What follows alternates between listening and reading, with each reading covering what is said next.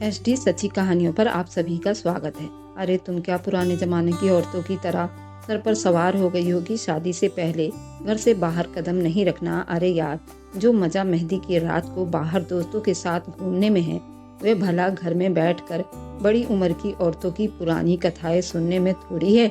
मैं कुछ नहीं जानती, बस तुम कल 2 बजे तक छत पर आ जाना। वहीं से दीवार फलांग कर हम सब लड़कियां तुम्हें मेरे ही छत पर मिलेंगी। वहीं से हम गाड़ी में बाहर जाएंगे, आइसक्रीम खाएंगे और खूब इंजॉय करेंगे, ताकि ये रात हमारे लिए यादगार बन जाएगी। जानकी मेरी दोस्त ही नहीं, मेरी जान थी। सारी जिंदगी हमने एक साथ खेल कूद कर बिताई थी। मोहल्ले में रहने वाली सारी लड़कियों की आपस में बहुत ज़्यादा दोस्ती थी। उनमें से कुछ की शादी हो चुकी थी, जिसकी भी शादी होती हम मेहंदी के रात ऐसे ही उसे अपने साथ ले जाते, आइसक्रीम खाते और खूब सारी मस्तियाँ करके वापस घर आ जाते थे, ताकि ये रात हमें याद रहे। लेकिन मेरी फैमिली ज़्यादा पुराने ख्याल को ही अपनाते थे, इसलिए मेरी माँ ने तो शादी के 10 दिन पहले से ही मुझे घर से बाहर आने जाने की रोक लगा दी थी। खबरदार, जो तुमने बाहर जाने का नाम भी लिया, ये सब शादी से पहले ठीक नहीं होता। बल्कि मेरी माँ तो मुझे कमरे से बाहर ही नहीं निकलने देती थी। रोजाना मेरी सहेलियाँ शाम को आ जाती थी। हम ढोलक बजाते, गाते, खूब शोर शराबा करते। मुझे मनोज के नाम से बहुत तंग करते थे। मेरी शादी बिल्कुल ही अनजान फैमिली में हो रही थी। मनोज मेरे लिए बिल्कुल अनजान था। अभी मेरी शादी होने में 10 दिन बाकी थे, लेकिन मेरी सास आकर कह चुकी थी कि उनके यहाँ मेहंदी की रस्म नहीं करेंगे, क्योंकि उनके खानदान में मेहंदी वाले दिन ही कोई ना कोई घटना हो जाती है। इसलिए पंडित जी ने उन्हें खास तौर से ये मना किया था कि मेहंदी का रस्म नहीं होगा और शादी वाले दिन ही हल्दी चढ़ा देंगे, थोड़ी सी फॉर्मेलिटी कर देंगे। लेकिन जबकि मैं अपने घर में सबसे छोटी थी, इसलिए बड़ी सब बहनों ने और भाइयों ने कहा था कि हमने आरोसी की शादी पर अपने सारे अरमान पूरे करेंगे। और मैं भी यही सोचती थी कि शादी तो एक ही बार होती है, मैं क्यों भला अपनी शादी का मजा किरकिरा करूंगी। इसलिए मेहंदी पर सिर्फ हमारे घर के ही मेहमान आने थे, लड़के वालों की तरफ से किसी को भी नहीं आना था। इसलिए मेरी माँ ने कहा था कि मेहंदी के रस्म 8 दिन पहले ही कर ली जाए। और 8 दिन के बाद शादी के रात के 2 बज रहे थे और मैं जानकी को समझा समझा कर थक गई थी कि मेरी माँ तो कमरे से बाहर निकलने के लिए रोक लगा रखी है, तुम मुझे कैसे बाहर लेकर जाओगी। वह कहने लगी, तुम मुझ पर छोड़ दो, हम तुम्हें मेहंदी के जोड़े में ही बाहर लेकर जाएंगे और आइसक्रीम भी खाएंगे। तुम फिक्र मत करो, बस तुम सब कुछ मेरे पे छोड़ दो और छत पे 2 बजे आ जाना। फिर यही हुआ था। मेहंदी का हंगामा रात के 1 बजे तक चल रहा था। उसके बाद सभी थक हार कर अपने कमरे में जाकर गहरी नींद सो चुके थे। जैसे ही रात के 2 बजे जानकी की कॉल आई, हम सब लड़कियां अपनी अपनी छत पर आ गई थी। बस तुम जल्दी से ऊपर आ जाओ। मैं उस वक्त अपनी मेहंदी के कलर का लहंगा पहन रखा था। फूलों का जेवर तक मुझे उतारने की परमिशन नहीं थी। मेरी सहेलियां कहने लगी, सजी धजी आना, हल्का फुल्का मेकअप भी मैंने कर रखा था। मैंने अपने कमरे का दरवाजा खोला तो सन्नाटा मचा हुआ था। सभी थक हार कर सो चुके थे, इसलिए सो रहे थे। मैं दबे कदमों से चलती हुई छत की तरफ आई। धीरे धीरे सीढ़ियां चढ़ रही थी। जैसे ही छत पर पहुंची, मेरी सारी की सारी अफलातून सहेलियां सभी बगल वाले छत पर आ गई थी। मुझे देखकर दबी दबी आवाज में हंसने लगी। मैंने तो अपने होठों पर उंगली रखी और इश्क करके उन्हें चुप करने का इशारा कर दिया। फिर मैं इस लहंगे में दीवार फलांग कर छत पर आ गई थी। वहीं से हम धीरे से सीढ़ियां उतरकर जानकी के छत की सीढ़ियां बाहर आंगन में ही थी। गाड़ी पहले ही जानकी ने दरवाजे के बाहर ही खड़ी कर रखी थी। हम बिल्कुल चुप से कदम उठाती हुई मेन गेट तक पहुंच चुके थे। मेन गेट की चाबी जानकी के पास ही थी। हम लोग गाड़ी में बैठ गए। गाड़ी को जानकी चला रही थी।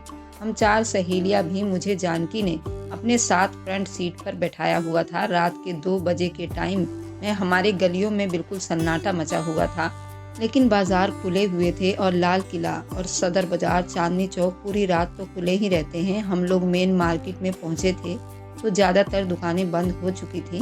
बस 1-2 दुकानें खुली हुई थी, बाकी बाजार बंद हो चुका था। एक आइसक्रीम कैफे पर जब हम दाखिल हुए तो वह कहने लगा, टाइम खत्म हो चुका है, इसलिए माफ़ी चाहता हूँ, आप लोग यहाँ से जा सकते हैं।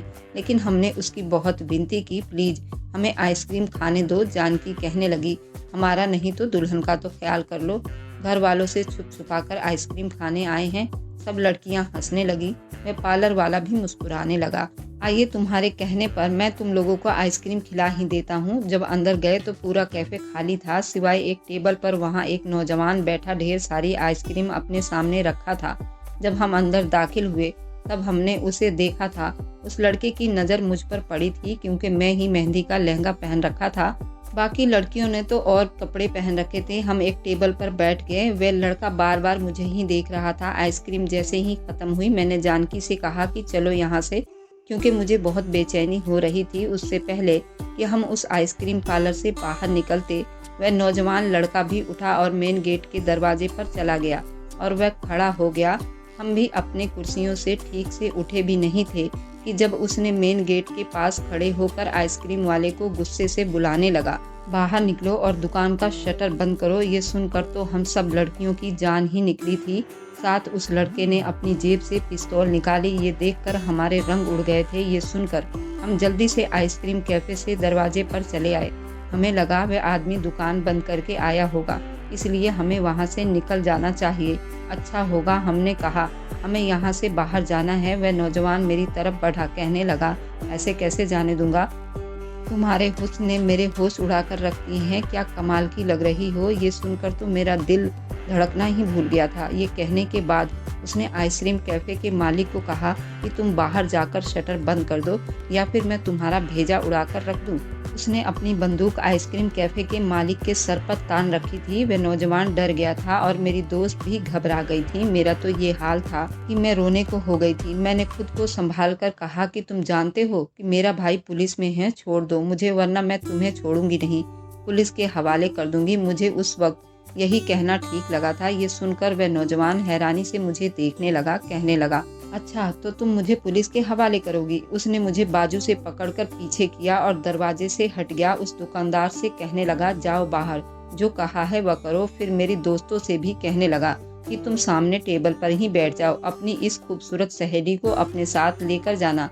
शादी है ना इसकी, उसे मैं ये बताता हूँ कि शादी वाले दिन सुहाग रात कैसे मनाई जाती है। ये सुनकर मेरी जान ही हथेली पर आ गई थी।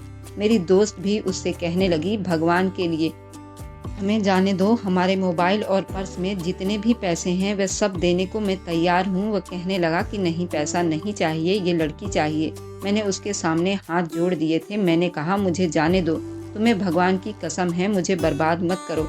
मेरी बात सुनकर वह हंसने लगा, कहने लगा, क्यों, तुम्हारा होने वाला पति क्या डीएसपी है? वह एक एक कदम मेरी तरफ बढ़ा रहा था और मैं डर के मारे कांप रही थी। कहने लगा, अब तो मुझे जिद हो गई है कि मैं देखना चाहता हूँ ये लड़की मुझे कैसे पुलिस तक पहुँचाती है। मैं उसे किसी कीमत पर नहीं छोड़ूंगा। वह अभी बात कर ही रहा था जब वह दुकान का शटर बंद हुआ था। मेरी दोस्तों ने भी बार बार उस लड़के से कहने लगी थी, हमें जाने दो। उसने बंदूक उनकी तरफ तान कर कहने लगा, ज्यादा बकवास की तो तुम लोगों को भी गोली मार डालूंगा। चुपचाप टेबल पर ही बैठी रहो, वरना मैं तुम्हें गोली से उड़ा दूंगा। वह उस लड़के से डरते हुए तीनों टेबल पर बैठ गई। वह लड़का अब मेरी तरफ बढ़ रहा था। मैंने कुर्सी उठाई और उसके सर पर मारने की कोशिश करने लगी, लेकिन उसने उस कुर्सी को पकड़कर एक तरफ फेंका था। कहने लगा कि अगर तुम लोगों में से किसी ने भी कोई हरकत करने की कोशिश की तो तुम लोग अपने जान से हाथ धो बैठोगे।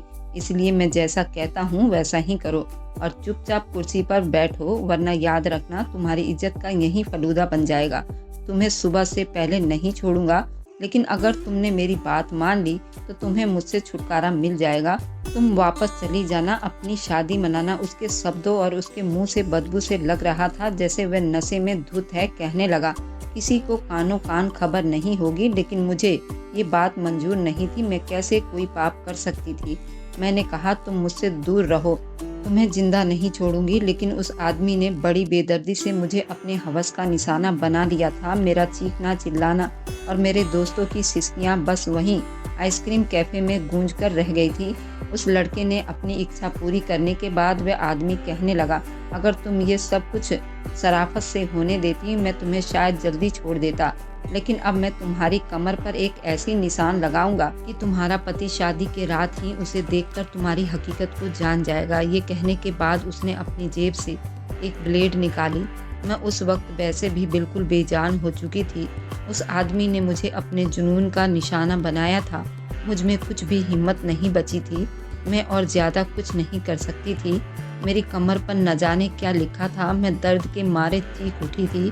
उसके बाद वो मेरे दोस्तों से कहने लगा कि जाओ, मेरे दोस्तों ने मुझे उठाकर गाड़ी तक ले गई थी। मुझे यहाँ आने पर पछतावा हो रहा था।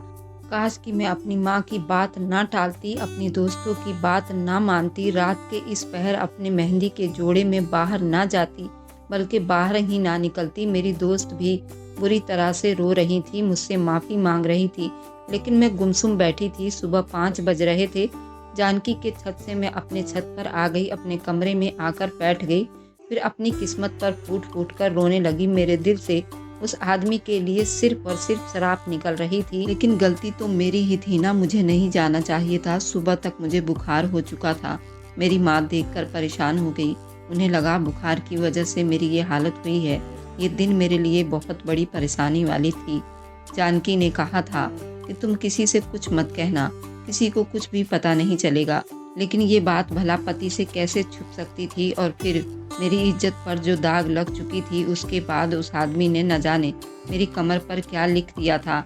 पति पहली रात ही मेरी हकीकत जान जाएगा। मेरी शादी होने वाली थी। मेरी रंगत बिल्कुल पीली पड़ चुकी थी।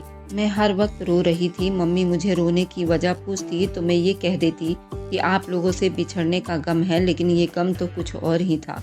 मैं जानती थी अगर मेरे पति को पहली रात ही ये सब पता चल जाएगा तो मुझे डिवोर्स दे देगा। मैं अपने घर वालों को क्या जवाब दूंगी, क्या कहूंगी उनसे? अगर मैं उन्हें सच बताऊंगी वे फिर मुझे ही बुरा भला कहेंगे कि हमारे बिना परमिशन को रात को क्यों गई थी, जबकि मेरे दोस्तों ने ये भी कह रखा था कि मेहंदी के बाद भी वह शादी तक रोजाना आएंगी और बोला था कि डांस करेंगी। लेकिन मेरे घर में तो बिल्कुल सन्नाटा छा चुका था। ये मेरे अंदर का सन्नाटा मुझे हर चीज़ से बेगाना कर दिया था। मेरे दिल से सिर्फ और सिर्फ उस आदमी के लिए शराब ही निकल रही थी। भगवान करे वह मर जाए या उसके साथ भी कुछ ऐसा हो जाए। वह तड़पता रहे और परेशानी बर्दाश्त करता रहे, रोए, मौत मांगे, लेकिन उसे मौत ना मिले। मैंने जितने भी उसे शराब दे सकती थी दे रही थी। उस आदमी ने मेरी जिंदगी बर्बाद करके रख दी थी। जानती थी कि मेरी शादी के पहली ही रात मेरी क्या अंजाम होने वाला है। जैसे तैसे मेरी शादी के दिन भी करीब आ रहे थे। मुझ पर एक डर सवार हो रहा था। शादी के दिन भी दुल्हन बनी बैठी। मैं डर के मारे कांप रही थी। सब लोग हंस रहे थे, बातें कर रहे थे, मेरी तारीफें कर रहे थे, लेकिन मैं बिल्कुल गुमसुम सी थी। जबकि मैंने मनोज को पहले नहीं देखा था, बस एक बार उसकी तस्वीर देखी थी। शादी से कुछ दिन पहले तक मुझे अपने पति को देखने का बहुत शौक था। मैं रोज दिन गिनती थी अपनी शादी की, लेकिन आज मैं चाहती थी कि सारा मंजर मेरी आंखों के सामने से गायब हो जाए, या फिर ये सब कुछ एक सपना बन जाए। इस हकीकत से कोई मतलब ना हो, लेकिन मेरे बस में कुछ भी नहीं था। विदाई के वक्त मैं मरे मरे कदमों से अपने घर से विदा हुई थी। गाड़ी में मेरी दोनों नंदे मेरे बराबर में बैठी थी और मेरे साथ हंसी मजाक कर रही थी, लेकिन मेरे चेहरे पर मुस्कुराहट गायब थी। मैं अपने ससुराल पहुंची तो मुझे मेरे कमरे में बिठा दिया गया। उस वक्त मेरा दिल था कि जैसे डर के मारे ख़त्म ही हो जाएगा। मेरा जी चाहा कहीं से कोई मुझे जहर लाकर दे दे और मैं खाकर मर जाऊं। क्या जवाब दूंगी मैं अपने पति को? मैं ना तो एक अच्छी औरत थी, इसलिए सोचा कि अपनी आंखें बंद करके सारी हकीकत अपने पति को बता दूंगी। लेकिन फिर मुझे जमाने वालों की सोच याद आने लगी थी। ऐसी लड़कियों के बारे में कोई भी सच नहीं माना जाता, बल्कि उसको बदनाम करके धक्के देकर घर से निकाल दिया जाता है। मेरा पति भला क्यों ऐसी लड़की के साथ जिंदगी बिताता जो पहले ही बदनाम हो गई हो? और मैं ये भी नहीं कह सकती थी कि इसमें मेरी पूरी गलती थी। मेरा कसूर बस ये था कि मुझे रात के टाइम बाहर नहीं जाना चाहिए था। मैं ये सोच रही थी कि जब मेरे कमरे का दरवाज़ा खुला, मनोज अंदर दाखिल हुआ था। मैंने एक नज़र उसको देखा। काफ़ी हैंडसम सा नौजवान लग रहा था। बड़ी चुप से आकर मेरे सामने बैठ गया। मैं अपने अंदर ये हिम्मत जुटाने की कोशिश कर रही थी कि उसे सच बता दूं, फिर चाहे वो मुझे जो मर्जी सजा दे, मैं उसके सजा को स्वीकार कर लूँगी, लेकिन उसके साथ बेईमानी का रिश्ता नहीं निभा सकती। लेकिन मेरे कान में बार बार अपने दोस्तों की बातें गूंज रही थी कि सारी की सारी कह रही थी कि पति को कभी भी अपने इस हादसे के बारे में मत बताना। वे कभी भी तुम्हारी बात पर यकीन नहीं करेगा। उसे एक हादसा समझकर भुला देना। हो सकता है कि उसे पता ही ना चले और तुम्हारी जिंदगी से ये कांटा निकल जाए। लेकिन अगर तुमने उसे सब कुछ बता दिया तो मुझे नहीं लगता कि तुम्हारी जिंदगी आराम और सुख में बीतेगी। मैं ये सोच रही थी क्या जानकी की बात मान लूं या फिर वो करूं जो मेरा दिल कह रहा है। मेरा दिल कह रहा था कि झूठ ना बोलूं, सच बता दूं, लेकिन मेरी जुबान थी कि बोलने से पीछे नहीं हट रही थी। मेरे दिमाग में सारे शब्दों से गड्ढे गड्ढे हो चुके थे। लगता था मेरे पास कहने के कोई शब्द ही ना हो। क्या कहती, कैसे कहती, कहाँ से शुरू करती। मैं अपने सोचों के ताने बाने ही बुन रही थी जब मेरे सर पर हाथ का दबाव महसूस हुआ। मनोज के गर्म हाथ ने मुझे चौंका कर रख दिया था। मुझे समझ नहीं आ रहा था कि मैं क्या करूं। उसने मेरा हाथ थामा और अपने लबों पर लगा लिया। कहने लगा, तुम्हारी तस्वीर देखी थी, मुझे बहुत अच्छी लगी थी। तुम्हारी आदत के बारे में जब मेरी बहनों ने मुझे बताया तो मैं मन ही मन तुम्हारी मोहब्बत में गिरफ्तार होने लगा था। कुछ रिश्ते का तकाजा भी ऐसा था, कुछ तो मेरी पढ़ाई भी चल रही थी। कहते हुए उसने मुझे अंगूठी पहनाई थी। कहने लगा, मेरी इच्छा है कि अंगूठी तुम कभी मत उतारना। मेरा दिल मुट्ठी में जैसे दबोचे जा रहा था। मेरा पति मुझसे मोहब्बत करता था। हर औरत की तरह मैं चाहती थी कि उसकी मोहब्बत में कमी न रह जाए, लेकिन अगर मैं उसे सच बता देती तो यकीनन उसका व्यवहार अलग हो जाता। वह मुझसे प्यार मोहब्बत की बातें कर रहा था, लेकिन मेरा दिमाग कुछ और ही सोच रहा था। धीरे धीरे उसी ने मेरे जेवर को उतारना शुरू किया, लेकिन इस मौके पर मेरे चेहरे पर कोई मुस्कुराहट नहीं थी। जैसे ही उसने लाइट बंद की तो दम सा निकल गया। मुझे लगा कि बस अब मेरा सारा का सारा राज खुलकर रह जाएगा। मुझे भरोसे देने की कोशिश कर रहा था। कहने लगा, शादी का रिश्ता सदियों से चला आ रहा है। हमारे पूर्वजों ने भी ये शादी की थी। पति पत्नी के रिश्ते में हमेशा प्यार ही होनी चाहिए। इन बातों से उसने शुरुआत की थी। मैंने कहा कि पूरी लाइट बुझा दीजिए। कहने लगा, नहीं नहीं, इतनी लाइट रहने दो, मुझे बिल्कुल अंधेरे में नींद नहीं आती। लेकिन जैसे ही उसने मुझे अपने बाहों में लेकर मेरी कमर को छुआ, उसका हाथ उसी जगह पर लग गया जहां मुझे जख्म लगा हुआ था। उस भेड़िए ने ब्लेड के साथ बड़ा गहरा जख्म किया हुआ था। उन दिनों इस जख्म ने मुझे चैन नहीं लेने दिया था, और बात ये थी कि मनोज का हाथ सीधा उसी जख्म पर पड़ा था। मैं बिल्कुल अपना मुंह बंद करके रह गई थी। तब उसने अपना हाथ पीछे किया था। कहने लगा, क्या हुआ तुम्हें? मैंने कहा, चोट लग गई थी। मेरे दोस्तों ने मेहंदी के फंक्शन में मेहंदी की प्लेटों में मेहंदी में मोमबत्तियां लगाई थी और वे लोग मेरे पीछे ही खड़ी थी। अचानक से जल्दी मोमबत्ती से मेरा लहंगा थोड़ा सा जल गया था, इसलिए मेरे कमर पर आग का असर हो गया था। थोड़ी सी जल गई थी। ये सुना था कि मनोज उठकर बैठ गया। उसने लाइट दोबारा ऑन की, तेज रोशनी कर दी। कहने लगा, फिर तो तुम्हें बहुत तकलीफ हो रही होगी ना। ऐसा करो कि तुम कोई भी सादा कपड़ा पहन लो, उतारो इस भारी भरकम कपड़े को जो तुम्हारे लिए तकलीफ दे रहा हो। ये सुनकर तो मैं घबरा गई थी। मैं भी उठकर बैठ गई। कहने लगा, लाओ दिखाओ कहाँ जख्म है। ये सुनकर तो मैं बिल्कुल डर का शिकार हो गई थी। मैं कैसे उसे दिखा सकती थी। उस घटिया और कमीने ने ये कहा था, जब तुम्हारा पति देखेगा तो खुद ही जान जाएगा कि तुम्हारे साथ क्या हुआ है। मेरा दिल बुरी तरह से घबरा रहा था। मैं उठकर खड़ी हो गई। मैंने कहा, मैं अपना कपड़ा बदल कर आती हूँ। मैंने जल्दी से अलमारी से एक कपड़ा निकाला और बाथरूम में चली गई। वहाँ से भी शीशे में अपने कमर को देखनी चाहिए, लेकिन मुझे नजर नहीं आ रहा था लिखा क्या था। मैंने कपड़े बदल कर बाहर आ गई थी। मुझे लगा मनोज के दिमाग से अब ये बात निकल चुकी होगी। मैं दोबारा लेट गई। वह कहने लगा, मैं तुम्हारे कमर पर दवा लगा देता हूँ। उसने साइड टेबल से एक ट्यूब निकाल कर कहने लगा, उस जले हुए जख्म पर बहुत जल्दी आराम आ जाता है। मैंने वह ट्यूब उसके हाथ से पकड़ ली। मैंने कहा, नहीं, मैं खुद लगा लूंगी। कहने लगा कि मैं क्यों नहीं लगा सकता, जहाँ जख्म है वहाँ तुम्हारा हाथ नहीं जाएगा। मैं नहीं चाहती थी कि वह देखे, क्योंकि मेरा राज खुल जाना था। मैं तो चाहती थी वक्त जैसे तैसे बस बीत जाए, लेकिन मेरे कहने पर भी वह नहीं माना। मैंने अपनी आंखें बंद कर ली। मैंने खुद को अपनी किस्मत के हवाले कर दिया। मैं जितनी कोशिश कर सकती थी कर ली थी। अब अगर मेरी किस्मत में मेरे घर का टूट जाना ही लिखा था तो मैं क्या कर सकती थी। जैसे ही उसने मेरी कमीज को ऊपर किया, कुछ देर तक तो वो मेरा जख्म देखता रहा, कुछ नहीं बोला। फिर जल्दी से उसने मेरी कमीज नीचे कर दी और वॉशरूम में चला गया। उसने वॉशरूम का दरवाजा बड़ी जोर से बंद किया था और मेरा दिल था जैसे धड़कना ही भूल गया था। शायद वो मेरा राज जान चुका था। मुझे वॉशरूम में पानी की आवाज़ आ रही थी। मेरा दिल जोर जोर से धड़क रहा था।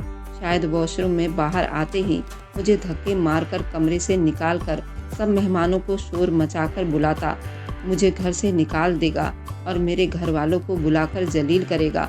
मुझसे मेरी गलतियों की वजह पूछेगा। मेरा जी चाहा काश कि मुझे मौत ही आ जाए, लेकिन मैंने देखा कि वॉशरूम से बाहर आया तो उसकी आंखें सुर्ख लाल थी, सफ़ेद तहमद पहन रखा था। उसने साइड टेबल का एक दराज खोला, भगवान की तस्वीर निकाली और फिर भगवान के आगे हाथ जोड़कर खड़ा हो गया। मेरा दिल अब भी बहुत तेज कांप रहा था, डर से थर-थर कांप रहा था। पता नहीं अब क्या होने वाला था, लेकिन हैरानी तो उस वक्त हुई जब वह पूजा करके फूट-फूट कर रोने लगा था। कहने लगा, हे भगवान, तेरी कृपा है। ये सुनकर तो मेरा दिमाग चकराने लगा। वह किस बात की कृपा कर रहा था? मुझे तो लगता था ये सब देखकर मुझे घर से ही निकाल देगा, लेकिन वह तो शायद किसी और बात के लिए भगवान की कृपा कर रहा था। शायद उस हैवान ने मेरे कमर को सिर्फ जख्मी ही कर डाला होगा, कुछ भी ऐसा वैसा नहीं लिखा होगा जिसे ये पता चल सके कि मेरे साथ कोई गलत काम हुई है।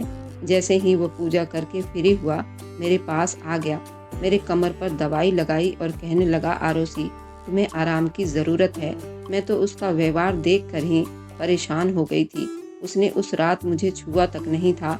ये बातें मेरे लिए अजीब थी, क्योंकि जिस तरह से वो पहले मेरी तारीफ़ें कर रहा था, अपनी बेताबियों को मुझे बता रहा था, मुझे नहीं लगता था वह रात को अपना हक वसूल नहीं करेगा। लेकिन उसने मुझे हाथ तक नहीं लगाया था। मैं जितना इस बारे में सोच रही थी, उससे ज़्यादा मैं उलझती जा रही थी।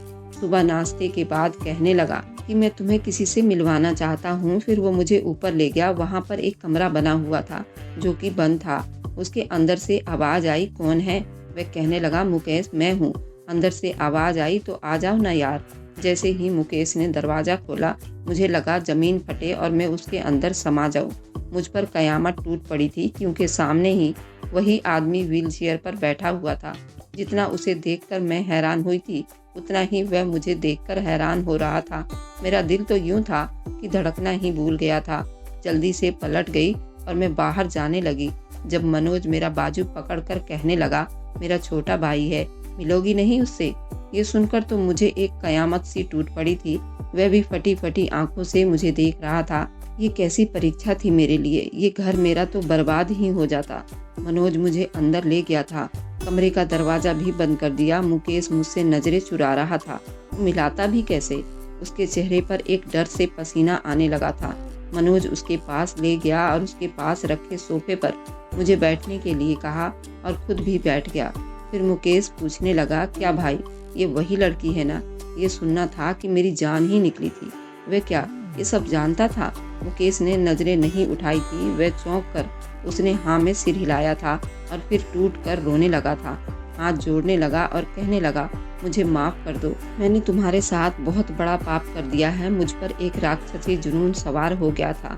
मैं अपने शौक के हिसाब से अपने दोस्तों के साथ मिलकर मोबाइल चोरी करता था, इसलिए पिस्तौल मेरी जेब में ही थी। कभी कभी शराब भी पी लेता था, लेकिन मेरे घर वाले इस बात से बिल्कुल अनजान थे, सिवाय मनोज के, क्योंकि मैं उससे कुछ नहीं छुपाता था और वह मुझे हमेशा रोकना चाहता था। ये मत किया करो। मैं कहता था कि छोड़ दूंगा, बस शौक है, कुछ साल अपना शौक पूरा करने के बाद मैं छोड़ दूंगा। लेकिन तुम्हें देखने के बाद एक तो शराब का नशा और उस पर शैतान, फिर तुम्हारी धमकी ने मुझे और ज़्यादा गुस्सा दिला दिया था। मैंने जो जुल्म तुम्हारे साथ किया वह करने के बाद जैसे ही मैं बाइक पर घर जाने लगा तो सामने एक तेज गाड़ी से मेरा एक्सीडेंट हो गया और मैं हमेशा के लिए अपनी दोनों टांगों को खो चुका था। ये कहकर वह फूट फूट कर रोने लगा। कहने लगा कि मैंने मनोज से कहा कि मुझे उस लड़की की शराब लग गई है, मैंने उसके साथ अच्छा नहीं किया। कुछ दिन के बाद उसकी शादी थी, उसका पति जान गया तो उसको बर्बाद कर देगा। बस एक बार मेरे खातिर उस लड़की को ढूंढो। फिर कहने लगा कि मनोज एक डॉक्टर भी है, इसलिए उसने अपने एक इंस्पेक्टर दोस्त से ये बात की। जितने भी उस हफ्ते रेप केस आए हुए थे वे लड़कियां हॉस्पिटल में थी। मैंने और मनोज ने उन सब की कमर पर ये निशान देखनी चाहिए ताकि मैं तुम्हें ढूंढ सकूं और मैं तुमसे माफ़ी मांग सकूं, लेकिन ऐसा मुमकिन नहीं हो पाया। मैं अब समझी थी कि रात को मनोज ने भगवान से गुहार क्यों लगाई थी। मनोज कहने लगा कि तुम्हारी कोई गलती नहीं है, तुम्हारे साथ जो कुछ हुआ एक हादसा था और ये सब करने वाला मेरा ही अपना भाई था। लेकिन मेरा भाई है, इसलिए मैं उसे जान से नहीं मार सकता था। वैसे ही वह आधा मर चुका है, सारी जिंदगी उसके अपाहिज बनकर बिताएगा, इसलिए मेरी तुमसे विनती है कि तुम उसे माफ़ कर दो। मैंने कहा कि माफ़ करूं कैसे? और माफ़ क्यों करूं? क्या माफ़ करना इतना आसान होता है? मैं फूट फूट कर रो रही थी। मैंने कहा, तुम्हें नहीं पता उसने मेरी ज़िंदगी को कैसे घायल की है। मुझे पता होता ये तुम्हारा भाई है तो मैं तुमसे कभी भी शादी ना करती। तुम बेशक मुझे छोड़ दो, लेकिन इस आदमी के लिए मुझसे माफ़ी मत मांगो। ये कहकर मैं कमरे से बाहर निकल गई थी। तेजी से नीचे का जीना उतरने लगी, अपने कमरे में चली गई, रोने लगी। कैसे परीक्षा थी? अगर ये मनोज का भाई ना होता तो क्या मनोज मुझे स्वीकार कर लेता? मैं आप लोगों से पूछती हूँ कि क्या अगर मनोज का वह भाई ना होता तो क्या वो मुझे स्वीकार कर लेता या माफ़ करता? इतना आसान नहीं था ये सब स्वीकार करना। अब आप लोग बताइए, क्या मैं मनोज से डिवोर्स ले लूँ या फिर मैं उसके साथ आगे की ज़िंदगी की शुरुआत करूँ? अगर आपको आज की कहानी पसंद आई है तो वीडियो को ज़रूर लाइक कीजिएगा और अपने दोस्तों के साथ शेयर भी कीजिएगा। और हाँ, अगर आपने अभी तक हमारे चैनल को सब्सक्राइब नहीं किया है तो ज़रूर सब्सक्राइब कर लें। मिलते हैं हम अपनी कल की एक नई दिलचस्प कहानी के साथ। मुझ पर सदा अपना प्यार और स्नेह बनाए रखें। सभी को मेरा प्यार भरा नमस्कार दोस्तों।